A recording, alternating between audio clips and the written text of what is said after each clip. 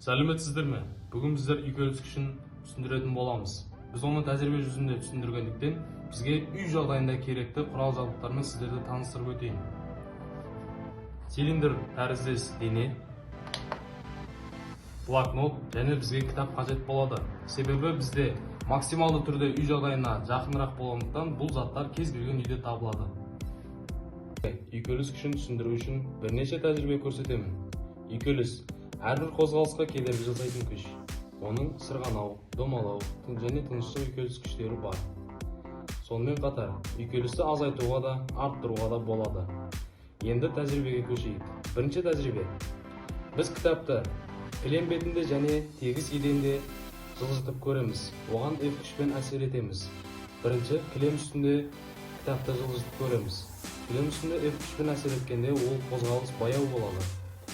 Келесі бізде тегіс еден бетінде кітапты F күшпен қозғалтатын болсақ, бұл жерде үйкеліс күші аз болғандықтан кітап тез қозғалыспен қозғалады. Екінші тәжірибе. Тыныштық үйкелісі. Тыныштық үйкелісін түсіндіру үшін бізде заттың салмағын арттырамын. Мен оған бастапқы күшпен әсер етемін. Бұл күш әлсіз болғандықтан ол кітапты қозғалтуға жетпейді. Мен қанша күшпен әсер етсем, кітаптың маған беретін әсері де сонша болмақ. Бұл F1 тең минус F2 теңдеуімен негізделеді. Мен егерде бастапқы күштен көбірек күшпен кітапқа әсер ететін болсам, кітап қозғалады.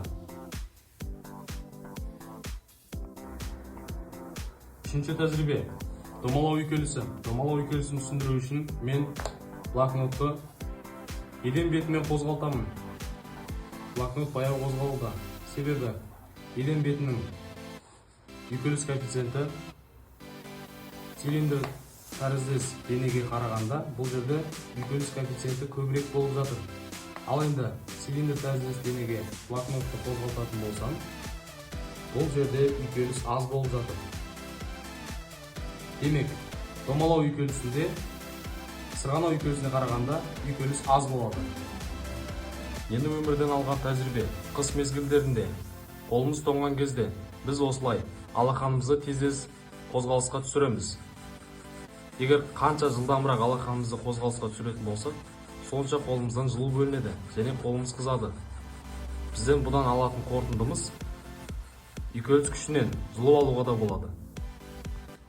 Суретте көріп тұрғандарыңыз қыс мезгілдерінде тайғақ, мұзды жолға құм немесе тұз себу арқылы жолдағы үйкелісті арттыру. Бұл көліктердің жақсы қозғалуына мүмкіндік береді. Бұл бізде үйкелісті арттыру түріне жатады.